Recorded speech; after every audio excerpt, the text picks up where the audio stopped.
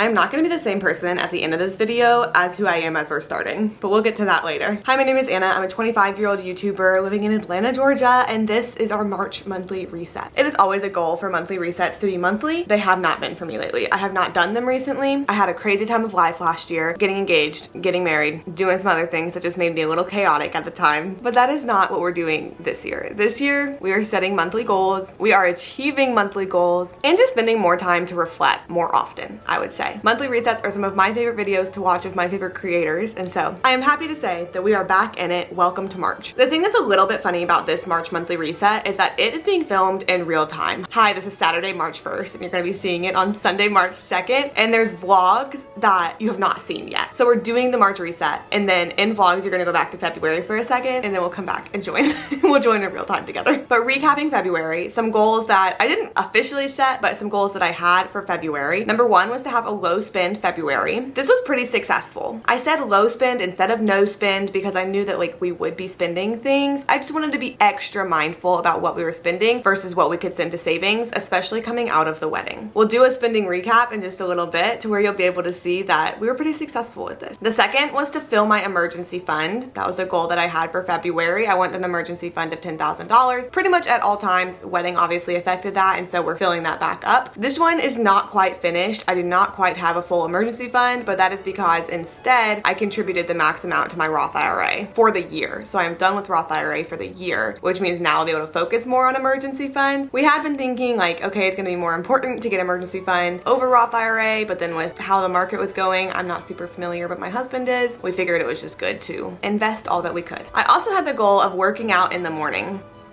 If you've watched my channel for 6 months, you'll know this. If you've watched my channel for 4 years, you'll know this even more. I always have such a battle between working out in the morning versus wanting just to sleep in. I think my ideal self is someone who works out in the morning, but I just have not always been able to do that. And I've not always been like in a time of routine of life that has been conducive to that healthily too. But I really had a like get myself together and get going moment where I was like, if I'm expecting to have these like fitness gains, like make these fitness goals, then I need to be doing things that match with those that will get me there. And so this month, I'm happy to say that Zach and I have worked out in the morning at a gym at our little Planet Fitness.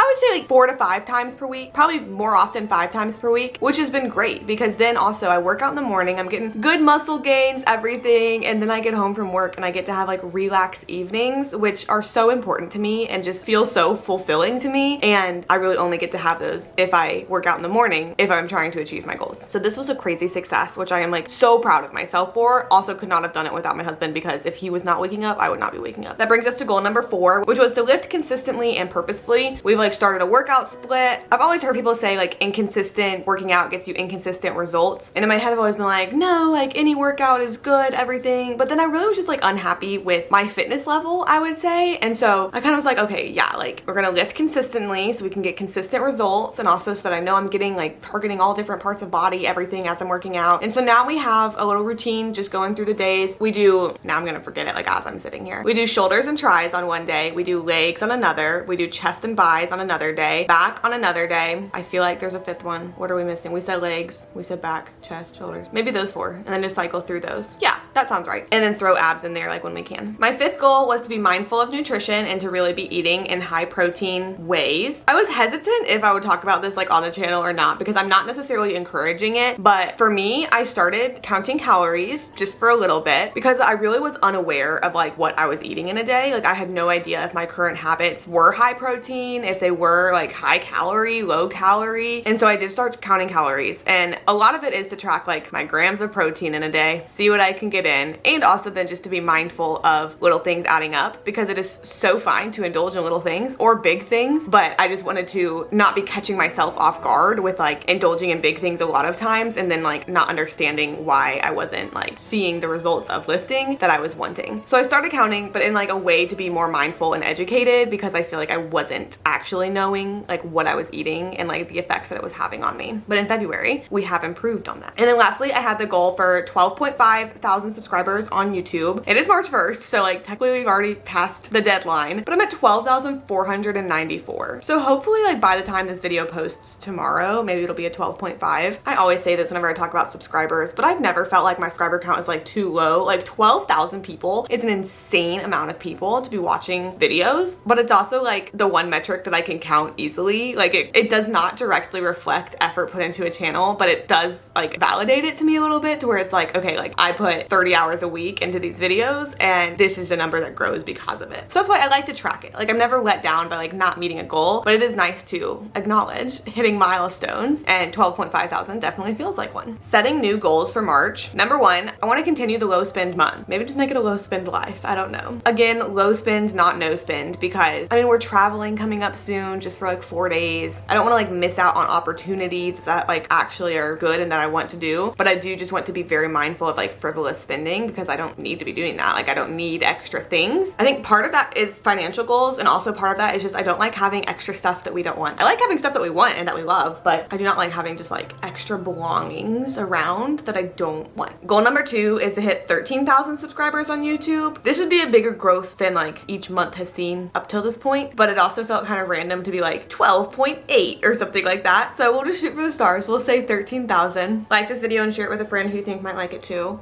And then the next two that come up, I want to have one planned TikTok per week and one planned Instagram reel per week. I don't know what it is about the vertical short formers. I just cannot commit to them. And I like them, and like my TikTok has grown recently because I had a random video go viral with a bajillion million views. And my videos since then have kind of like been relating to that, just like playing on it. I've been cracking myself up with them. But in my head, I'm like, one a week. Like you could do one a week. I really go through spurts where it's either like 3 a day or one a week, if that, none. Instagram reels is so sporadic for me that I just want to be more consistent, even if the consistency is like low, like I'm not actually posting that much. Like I just want to be consistent, and I want to make them different. Lots of times I'll repost TikToks onto Instagram reels, which yes, it gives me content both places, but then like why would you follow me in both places if you're just getting the same thing over and over again? So these are the things that I'm thinking about. And in March, one TikTok, one Instagram reel per week. If you see me doing it, give me a pat on the back please, because I feel like I earned it. Another goal in March is just to have a great trip to San Francisco. We are going to San Francisco in a couple weekends. I've never been before. This is a fun trip because I have a Delta card and Zach has a Marriott card, and so we're just basically like combining our annual benefits. We got like 3 free nights and then the companion pass with Delta. So we're like, where can we go for 3 free nights and the cost of just one plane ticket for the both of us? And so originally we were gonna go to Toronto, which I thought was gonna be so fun. We were like really looking forward to it. We booked the hotel and everything. It was an incredible hotel. And then I learned that my companion pass for Delta does not go to Canada. I don't know why. It seems like it's right there, but it was US, Mexico, Central America, Caribbean, I think is where it was. We went a little further south than Toronto and are going to San Francisco. Oh my gosh, so embarrassing. Vancouver. Just so you know, I have the option to cut that out, but I'm gonna keep it.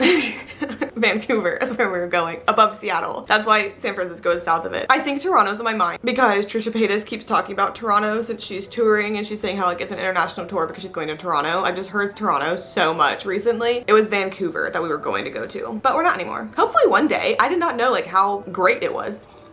And I'm trying to think if there's any other goals that I've like come up with that I want in this month before moving on. I do want to maintain my February goals too, like with the waking up in the morning, like lifting, being mindful of what I'm eating. Like I want to maintain those, but since they aren't new things, I wasn't necessarily putting them down. I guess the other goal is to have like our honeymoon like planned of what we want to do. I keep kind of just like browsing around and like seeing restaurants or activities, but actually just like sitting down and like planning those things is probably going to be really good for me to do. I'll do that in March. How about that? Okay, coming up next is our little book club. I said that I wanted to get back into reading after the wedding, after I got married, and I have, which is so exciting. A lot has been audiobook, but I wasn't even listening to audiobooks like last year for real. And then some has been like just like digital books on my Kindle. I miss a good physical book, but downloading from my library on my Kindle, so insanely more convenient than going to the library to get a physical book. I also like definitely own books and own books that I haven't read, but once they sit on your shelf for long enough, they just like feel boring, even if they're not. There's probably some of my favorite books that are waiting for me on my shelf that I just haven't read. But I've not been strict with like a TBR at all. Like total mood reading slash whatever Libby has ready for me on a hold reading, because the main thing is just that I want to be reading again. So what I've read, honestly, so far this year, it's gonna be like January and February. I listened to The Body, A Guide for Occupants by Bill Bryson. I gave this 3.5 stars. It was interesting. It went through just like all different systems of the body, definitely nonfiction, and kind of just talked about like important research that's been done, like basic function of them, kind of just things you should know. So it was long because it talked about so much, but it also talked so broadly that it didn't like go super far in depth about any specific things, but there are just like fun tidbits or like anecdotes of things that I just like didn't know about beforehand. Even just like how people learned what blood is and how blood works, like a little anecdote that I just thought was really interesting. So I give it 3.5 because like I recommend it. It was a good book, but I wasn't like emotionally involved. Obviously it was nonfiction. Then I listened to The House of My Mother by Sherry Frankie. This one is good to listen to because it's her voice that is the narrator. Sherry Frankie is the daughter of Ruby Frankie, who was the owner of the 8 Passengers YouTube channel and is in jail. Memoirs don't feel right to like actually rate, but because I don't like unrated books on my Goodreads, that just means I give memoirs 5 stars, which I feel like is fair. But this also just like was a 5-star memoir regardless of that anyways. I mean, it's incredible because Sherry did like not have to share her experience with anyone, but chose to, and her story is meaningful and impactful and like just helps you understand everything more. She really lets us in, and she also does so in a way that is respectful of like her younger siblings and is not furthering the cycle of exploitation of other people's stories. Like it fully is her story. It was a good read. It's a sad read, but it is a good book. She did a great job. I listened to Sharp Objects by Gillian Flynn. I gave this 2.5 stars. It was like fine. It's a book that I've heard the title and the author all of the time, but it was not what I expected it to be. It's like a girl comes back to her hometown and basically is like starting to get involved in like an old murder of 2 girls, but there were like very weird parts of it. I don't know. I don't really think it's a must read. I think there's either a movie or a TV show based off of it now, and I don't know if that's good or bad or not. No idea. That's why it's 2.5, just because I was like, okay, cool. Then I read I Hope This Finds You Well by Natalie Sue. Let me sit up. I'm like turning into a little curve. I gave this book 2.5 stars too, kind of for the same reasons, but I Hope This Finds You Well is an office comedy where an admin worker accidentally gains access into all of her coworkers' emails and gets to see everything that they're sending, and most of them don't like her that much. She also is like kind of on the chopping block for her job, and so is trying to start to use her ability to see what everyone is saying to her advantage as she's trying to keep her job. She does become more likable as the book goes on, and then there's like little romance sprinkled in. It was like fine. If this comes across your table, I feel like it could be worth a good read, but like if you have other books that you're waiting for, maybe put them before this one. I just feel like you don't see that many like office comedy books. Then I listened to Triptych by Karen Slaughter. I listened to this one because it is the first book in the Will Trent series, which I read this one 2.5 years ago, I would say, and since then have read the entire Will Trent series, and now I'm like reading them as they come out. I'm like watching the TV show. Really, the fact that I like them is because they take place in Atlanta, and I feel like there's not other books that I've come across that take place in Atlanta in the same way that these ones take place in Atlanta. And I love reading about like roads that I drive on every day and things that I see every day. I've like learned about Atlanta through these fictional books because Karen Slaughter is also from here. So like even just the fact that like the Atlanta Police Department used to be in Ponce City Market, had no idea. Now I know. And so as I was waiting for the newest of the series, like to read that one, I just listened to the first of the series. I don't think I'm actually gonna go back through and listen to all of the series, but they're crime fiction, like thrillers, but the kind of thriller crime mystery vibes. And Will Trent's the detective that follows through all of the books, but then there's also other characters that go through all the books, and they're not perfect. Not all of them are even great, but the later ones are really great. And I feel like it's hard to jump into the middle of a series with characters, and so the later ones are really incredible. So you kind of just have to like get through the first ones to get to the later ones. Then I listened to Refugee by Alan Gratz. I give this 4.25 stars. It was great. It's middle grade. It follows 3 different children who are refugees for various reasons, and it just follows their journeys as they are traveling and trying to find safety and trying to find home and sticking with their family while they do so, or trying their best to. And of course at the end they're like all intertwined in a way you could never guess, but it covers different countries and different times. And books like this are so important because even though these stories are not about real people have very similar stories, and sometimes it takes books to revamp empathy in people, and I think that this is a great book to do so. It's harder to to villainize people or think the worst of them if you can understand their experience and where they're coming from better, and Refugee is a good book doing that. And it's middle grade, so like read it to your kids too. Though it is with the asterisk of like there are kind of traumatizing parts of it that is real life for lots of kids, but know that actually if you're going to be reading to your kids. Read it before you read it to your kids. Then I listened to The Last Love Note by Emma Gray. This is, I rated it 4.25 stars. I don't necessarily remember loving it like that much, but it was a sweet book. It is women's fiction. Like I feel like it is the definition of women's fiction. But basically Kate is now a single parent after losing her husband 2 years prior, and we just kind of pick up in her figuring out how she's still navigating her grief 2 years later, how she's beginning to like open her mind to possibly having future romantic connections despite having already met, loved, and lost the love of her life. And so a lot of it's just kind of like in her head and her thought processes of her first love, her first husband, like, told her, you know, don't just wallow in grief, like go live your life, like everything. But she still obviously feels guilt doing so since she is still here and her husband is not. And so it's just kind of like her navigating all of that, which I just found to be really sweet. Like I obviously have never been in a situation like that. I hope I'm never in a situation like that. But again, it's just like you understand people better while also being like kind of cheesy and funny. Then I read, this one was actually like a physical read on my Kindle. It wasn't an audiobook. How to Read a Book by Monica Wood. This one I also gave 4.25 stars. I loved this one. Let me pull it up so I can tell you about it best. Violet Powell, a 22-year-old from rural Abbott Falls, Maine, is being released from prison after serving 22 months for a drunk driving crash that killed a local kindergarten teacher. Harriet Larson, a retired English teacher who runs the prison book club, is facing the unsettling prospect of an empty nest. Frank Daigle, a retired machinist, hasn't yet come to grips with the complications of his marriage to the woman Violet killed. When the three encounter each other one morning in a bookstore in Portland, Violet to buy the novel she was reading in the prison book club before her release, Harriet to choose the next title for the women who remain, and Frank to dispatch his duties as a store handyman, their lives begin to intersect in transformative ways. How to Read a Book is an unsparingly honest and profoundly hopeful story about letting go of guilt, seizing second chances, and the power of books to change our lives. With the heart, wit, grace, and depth of understanding that has characterized her work, Monica Wood illuminates the decisions that define a life and the kindnesses that make life worth living. And my one other friend who read this book too gave it 5 stars. Like this is one that when finishing, I was just like, wow, I loved those characters. Like I loved those people. I loved how those people interacted with each other. I wish that I could just like continue in this book world, seeing their lives together. As you can tell in the summary, it's like about tricky things again. I guess that was kind of my theme of the books I've been reading lately is like, oh no, just human experiences that aren't clean cut, that like are a little messy, but you still have to navigate through, with the added personal element of prison, obviously, since I used to work in jail. And so I have clients who I love and adore that are incarcerated. And it's another one that is like heartwarming, but challenging and makes you love people and like see where they're coming from better and understand people better. I ate it up. I really loved it.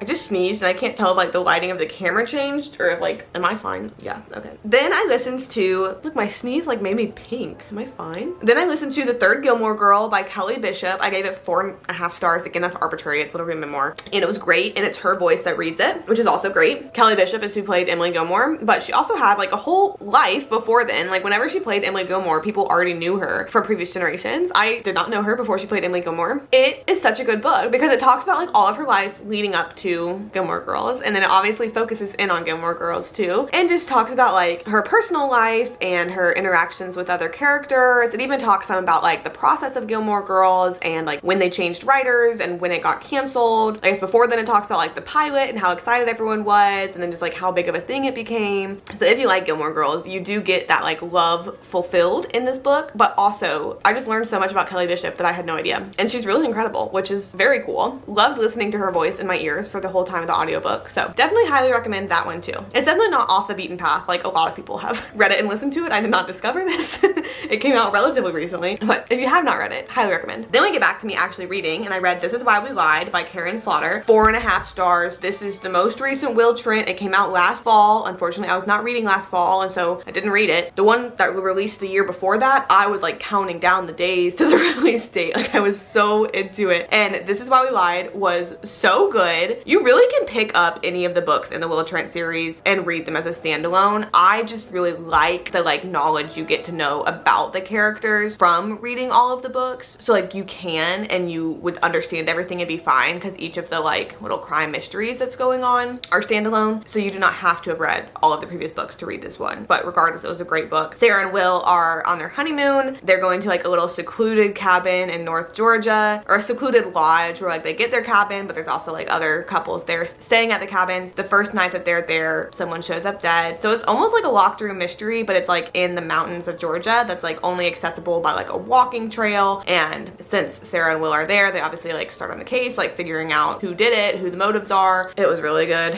It was really good. And I did not see the ending. The Stolen Queen by Fiona Davis, I also read. I gave it 2.75 stars. I don't know if I'm rethinking that. I might be rethinking that. My review that I gave it before reading other people's reviews says low stakes without being a cozy mystery, but in a good way. I thought one of the POVs was going to be from Miss Egyptian Queen herself, but it was not. I do fear we foreshadowed a little too close to the sun, but getting there was still fun. That's what I just thought like immediately after finishing it. Other reviews pointed out that this book is not kind to Egyptian people, just in the sense of every character who is Egyptian in the book ends up being kind of a villain and is portrayed in negative stereotypical light. And I kind of feel disappointed in myself for not picking up on that as I was reading the book. I think I just wasn't thinking about it that hard, which is privileged of me. To my knowledge, Fiona Davis is not Egyptian herself, but she definitely was writing Egyptian. And some people were also saying that it was not historically accurate, which sometimes books can take liberty and not, but it does not seem as though this book was like purposely not historically accurate. It seems like maybe just like was not accurate. And then again, with the somehow every Egyptian character was a villain is an interesting choice that like the author probably should be more aware of. So I wouldn't necessarily say I recommend it. Then I listened to The Joy Luck Club by Amy Tan. I did not like it, but also part of it could probably be my fault. Because I listened to it, I did not understand that The Joy Luck Club is told as like a series of vignettes, and it's like disconnected stories that are happening from different people and then different people's moms' point of views. So I was probably like 75% of the way through the book and was so confused because like all of these different stories are happening, and I was trying to piece together like how they were all happening because I thought it was just like a narrative being told, and really it's told through like vignettes. So they're like just small stories that are interrelated but not actually connected. I was not aware of that, so was confused the whole time. Once I finally figured that out, I like couldn't recover from it because I was like, well, now I have no idea what's going on or like whose story we're listening to. So I didn't like it, but like I think the audio format kind of impacted that because I just like didn't understand what we were doing. This book is like a classic-ish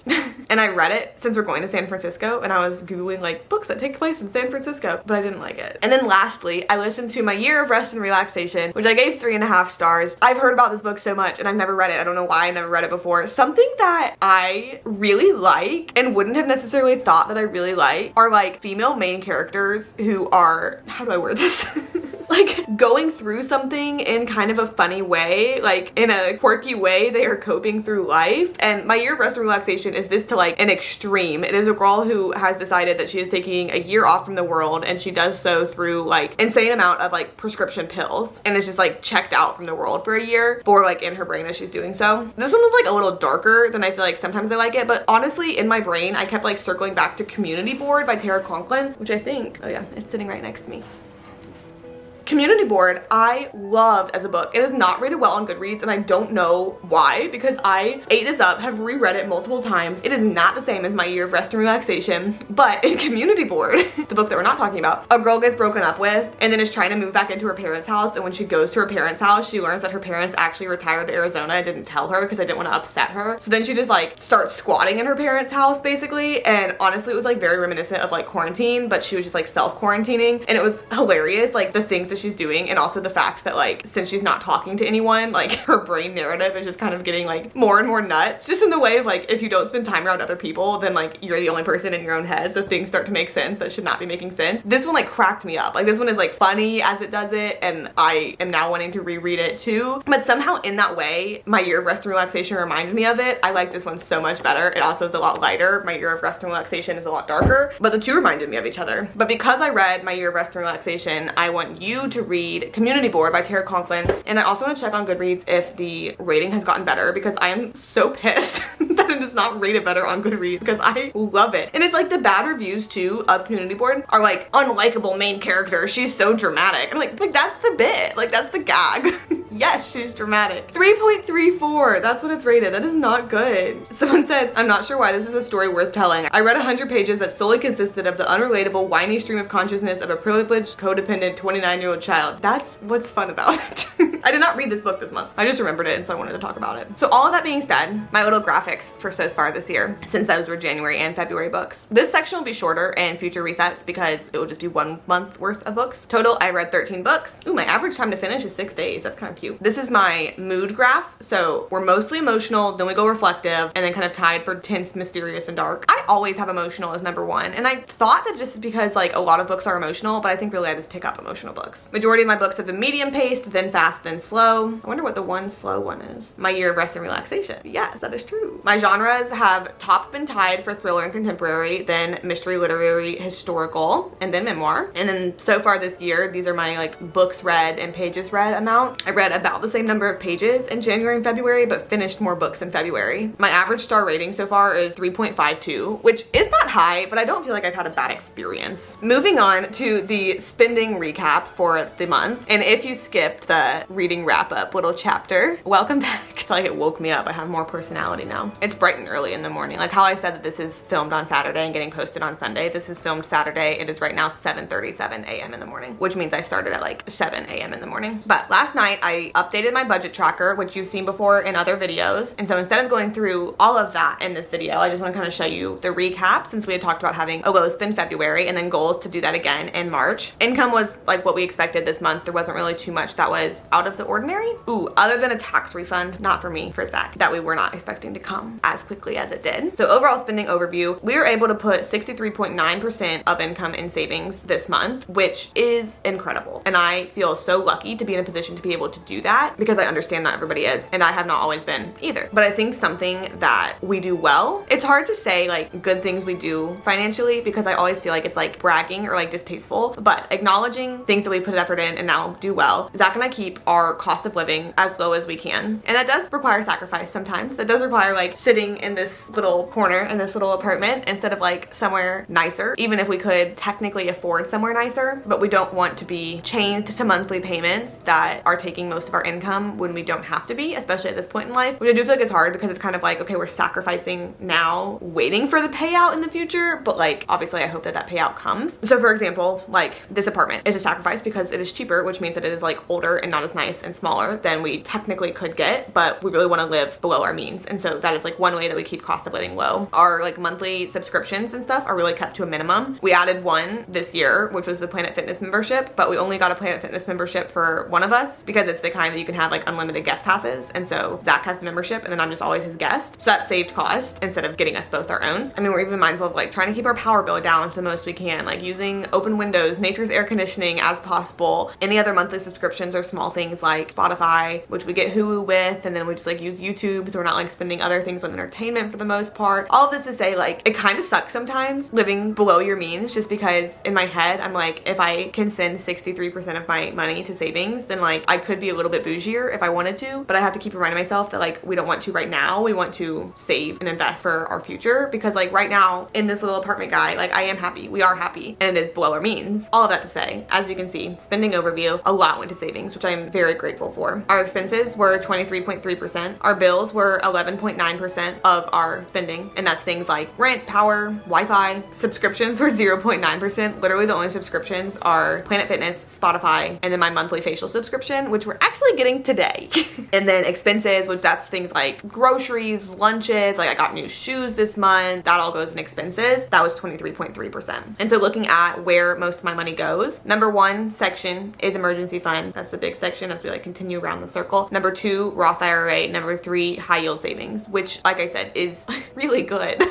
And I feel really proud of it, but I like hesitate to say that I'm proud of it because I get that money is still like a touchy thing and that can come across wrong, but I do feel really proud of that. And then comes rent and then groceries, which makes sense as the next biggest expense because we eat. I was kind of thinking we wouldn't go necessarily through the like monthly budget this month just because we've done a lot of monthly budgets in the year so far and it's not going to be all that different. But some things that I took into account as I was doing a monthly budget for March is one, the trip to San Francisco, just because that's going to mean more like transportation costs with like Ubers to the the airport, that kind of thing, more like eating out costs that weekend. I might get another pair of shoes before we go because we're gonna be walking, which we do plan on being walking. And walking in San Francisco, I've heard is a little tougher than walking in another city since you're kind of walking at like this angle. I might get another pair of shoes. But thinking of that, thinking of like how I was wanting to plan like activities for our honeymoon and stuff, kind of budgeting that in to be spent this month. But there's not too much other things coming up. I feel like the other budget categories that we kind of like are flexible, like give ourselves grace in, are like coffee and breakfast categories because we love a good coffee.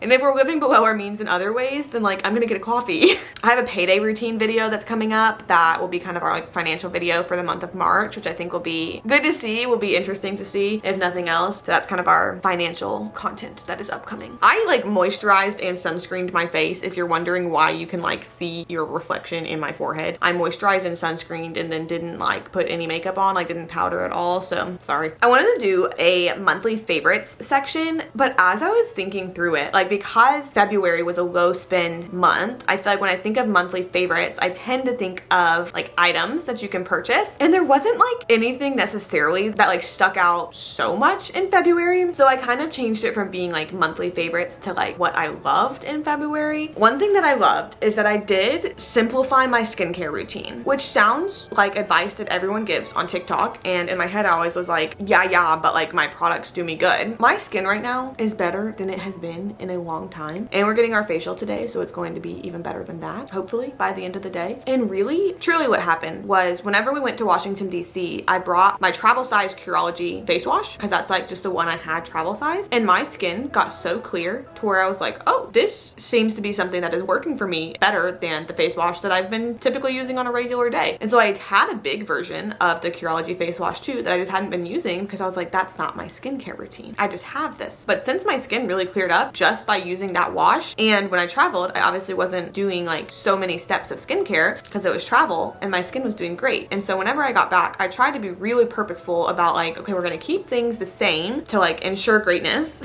and then start adding things back in so that I can see if there's something that irritates me more. And so I have added like an acne cleanser back in. It was Peace Out acne cleanser that I have, and so far that one's been okay. So I do like Curology either morning or night, and then the acne cleanser like either morning or night, and we've been okay. And then I also am oil cleansing usually in the morning before going to the gym because I just like wake up oily, so I just like oil cleanse and that's it, and then go to the gym and then come back and do like my actual face routine. And then I'm like kind of testing out adding other things in, but I'm trying to be really careful and really mindful about it to like not mess up what I've got going on. So that's something that I loved in February, was the fact that like my skin is doing well. And when I was looking at pictures, my skin did really well last February too. So then part of me is like, is it just the weather? Like, is it just the time of year that is making my skin be good? Don't know, but I did love it. I've been loving juice in February. We used our juicer for the first time. It's in that self-care video, and that has just been so rewarding. Like, I just love making juice, and then it tastes so good, and then it's so good for you, so there's like not that many drawbacks. Loved juice in February. I've loved just like walking more and like thinking about getting more steps in, because I think sometimes I like want to be moving but I'm not, and I don't, and like why would I take that desire